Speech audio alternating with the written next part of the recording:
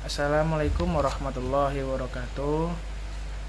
Nama saya M. Imamuddin LZ. Di sini saya akan membahas tentang pelajaran bahasa Arab.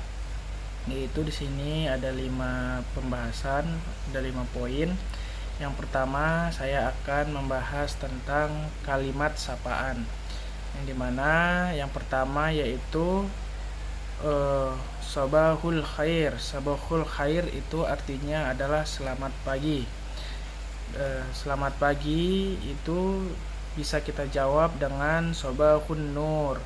Lalu yang kedua adalah Naharu kasaid, yang artinya adalah selamat siang. Nah, selamat siang ini bisa kita jawab dengan Naharu kasaid.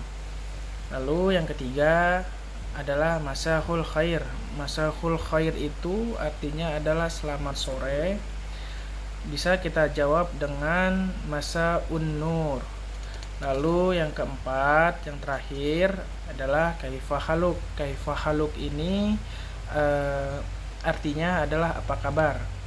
Jadi bisa kita jawab kalau kabar kita baik adalah Alhamdulillahi bi khair. Lalu kita masuk ke pembahasan kedua, yaitu menjelaskan tentang al-adadul arabiyah, yaitu angka-angka bahasa Arab. Di sini saya sudah menulis angka-angka bahasa Arab sampai 30. Yang pertama adalah angka Arab wahidun, yang kedua isnaini, ketiga salah satun, keempat arbaatun, kelima khamsatun, keenam sitatun, ketujuh abaatun, ke-8 samaniatun, 9 tis'atun, ke-10 asyaratun. Lalu yang ke-11 ahada asyaro, lalu yang ke-12 isna asyaro, yang ke-13 salasa asyaro, yang ke-4 arba'a asyaro, yang ke-15 khamsata asyaro, yang ke-16 sitata asyaro, yang ke-17 sabata asyaro, ke-18 samaniyata asyaro, yang ke-19 tis'ata asyaro, yang ke-20 isruna. Lalu yang ke-21 wahidun wahisruna, yang ke-22 isnaini wa isruna. Lalu yang ke-23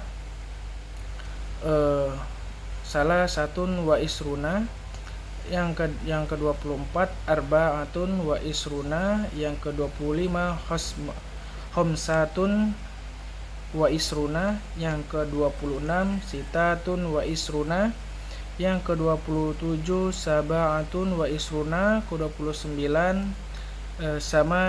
samaniyatun wa isruna, yang ke-29 tis'atun wa isruna. Lalu yang terakhir yang ke-30 adalah salasuna.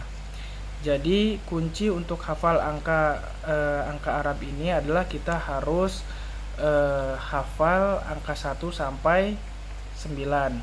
Jadi yang membedakannya adalah kalau dari angka 11 sampai angka ke-19, yang membedakan dari angka 11 sampai ke 30 itu adalah kalau yang angka 11 itu sampai ke angka 19, kalimat akhirnya itu adalah asyaro. Sedangkan dari angka 21 sampai ke 29, kalimat akhirnya itu adalah wa isruna.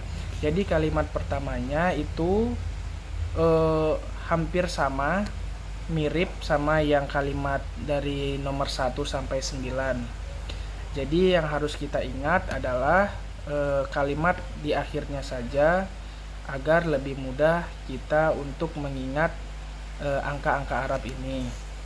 Lalu yang ketiga, pembahasan yang ketiga adalah membahas tentang susunan dalam bahasa Arab atau kalimah.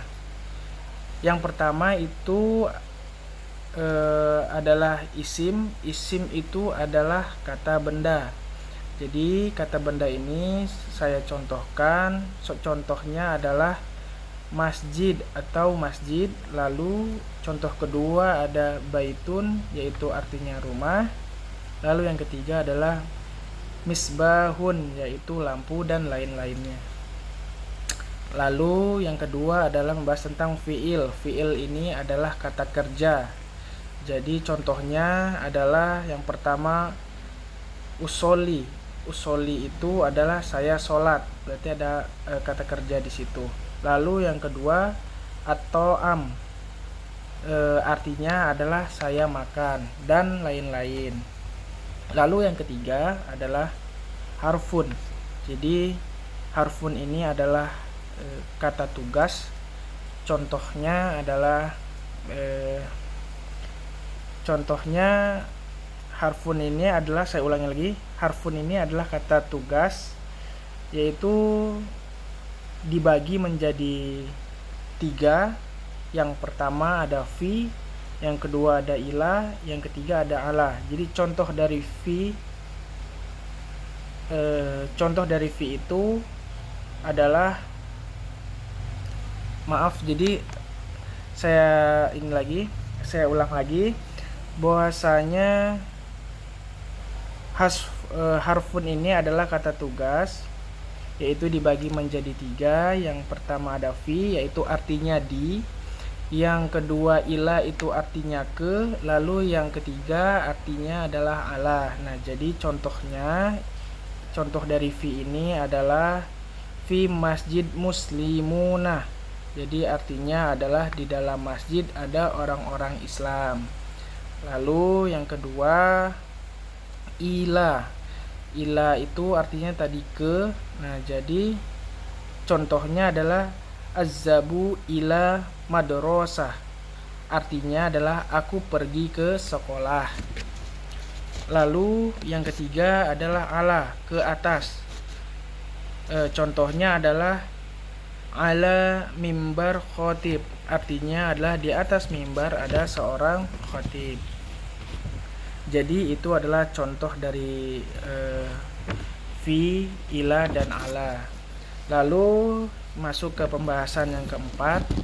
Pembahasan yang keempat adalah membedakan kalimat laki-laki dan perempuan. Yang pertama adalah muzakkar. Jadi muzakkar itu artinya laki-laki. Jadi laki-laki itu kalimatnya tanpa tak marbutoh ya. Contohnya ana tilmizun, yang artinya saya seorang murid laki-laki.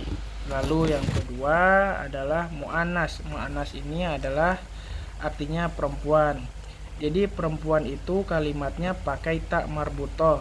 Contohnya ana tilmizatun, saya seorang murid perempuan. Jadi di akhirnya ada tak marbutohnya.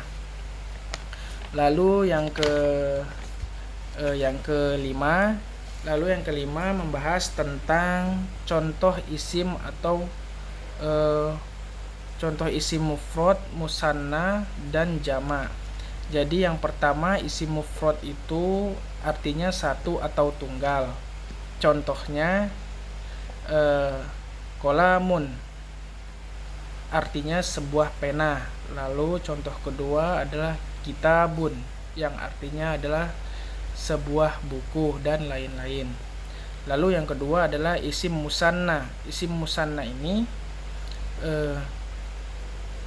artinya dua atau ganda. Contohnya muslimani atau muslimaini, yang artinya dua muslim dan lain-lain.